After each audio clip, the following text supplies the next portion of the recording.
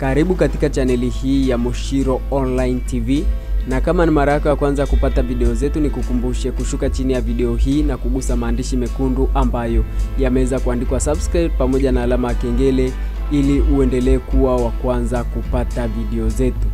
Timu ya wananchi Yanga Africans juzi ilikuwa katika uwanja wa nyumbani ikipambana dhidi ya Kagera Sugar, ikiendelea kupunguza hatua ya kufuata taji lao la pili la ubingwa mfululizo. Na baada ya kumaliza mechi hiyo, akili ya kocha wao Nasreddine Nabi ni kuelekea mchezo dhidi ya watani wao wa jadi, timu ya Simba Sports Club. Nabi ambaye juzi alirudi kazini tangu arejee kutoka nchini kwao, ameliambia Mwanaspoti kuwa wala hawana pressure yoyote kuelekea mchezo dhidi ya Simba Aprili 16 pale uwanja wa Benjamin Mkapa. Nabi alisema ingawa anatambua kwamba mchezo huo utakuwa mgumu, akiheshimu Simba, lakini kikosi chake kitashuka uwanjani siku ya mchezo, na surprise nzuri kwa mashabiki wao, na wanaamini kuwa wao ni bora kwa kuwa wanaifahamu timu ya Simba Sports Club.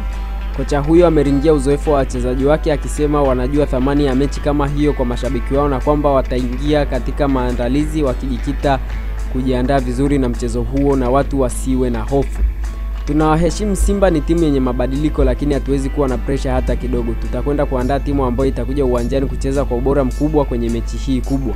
Tunawajua vizuri sana, alisema Nabi, ambaye tangu aanze kazi na Yanga Novemba 25, 2021, ndani ya mechi 8 za mashindano yote dhidi ya Simba ameshinda mechi 4, akipoteza moja na kutoa sare 3. Kitu bora kwetu wachezaji ambao walikuwa majeruhi wamerejea wengi, kitu ambacho kitatupa nafasi pana ya kuchagua nani anaweza kuwa ndani ya kikosi kuelekea mchezo huo. Nabi alisema malengo yao makubwa katika mchezo huo ni kutamani ushindi ili waendelee kusogelea ubingwa wa pili wa mfululizo kwa timu yake ambayo ipo katika msimu bora.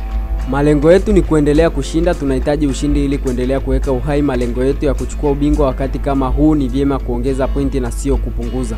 Narudia, tunaiheshimu Simba na hatutakuwa na mchezo rahisi, lakini niseme Yanga itaingia uwanjani kucheza kwa ubora mkubwa kwa ujazo wa mchezo mkubwa kama huo ili tupate ushindi. Jambo la msingi kwetu ni kushinda. Ili uendelee kuwa kwanza kupata video zetu, ni kukumbushe kushuka chini ya video hii na kugusa maandishi mekundu yaliyoandikwa subscribe pamoja na alama ya kengele ili uweze kuwa mwanafamilia chaneli hii ya Moshiro Online TV ambayo inakuletea habari zote za kispoti na kuburudani popote pale ulipo.